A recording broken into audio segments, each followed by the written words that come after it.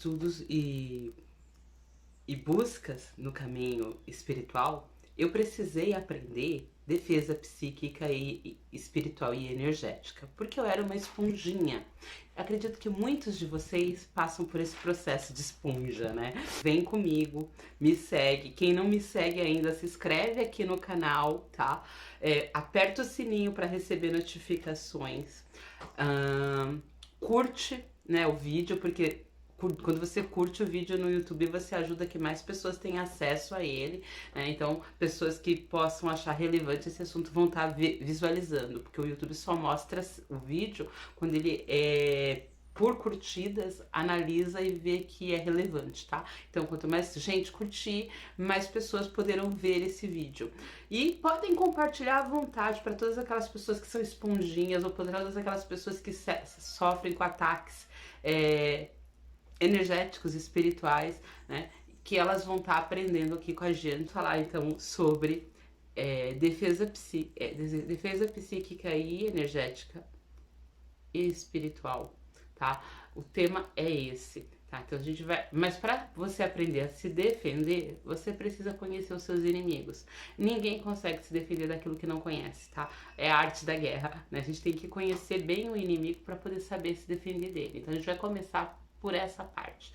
Na primeira aula a gente vai falar da diferença entre obsessores espirituais, larvas astrais e demônios, tá? Muita gente, na verdade a maioria das pessoas, 99% das pessoas, pensam que estão sendo atacadas por obsessores espirituais. A outra metade pensa que está sendo atacada por demônios, né, que foi mandados por alguém, ou por uma macumba, ou algo assim. Bom, na maior parte das vezes, sinto desapontá-los, eu acho que quase em 90% dos casos ou mais, não é nenhum e nem outro. Na maior parte das vezes a gente está sendo atacado por larvas astrais que são alimentadas e criadas por pensamentos negativos que formam uma egrégora que cria essas entidades, tá? São entidades do astral inferior e do mental inferior. Então, essas entidades que estão no plano astral e no plano mental inferior, elas são criadas por formas pensamentos, que formam uma egrégora que vão criando elas e alimentando. E todos nós podemos ser criadores dessas larvas. Então, muitas vezes estamos sendo atacados por larvas que nós mesmos criamos, ou por larvas que estão no ambiente em que vivemos, frequentamos ou trabalhamos. De que forma isso pode acontecer? As pessoas que estão nesse ambiente criaram por uma forma de pensamento constante que ela mantém, uma forma de pensar constante que ela tem negativa, por emitir palavras e sentimentos dessas formas de pensamentos constantemente, ela vai criando esses seres.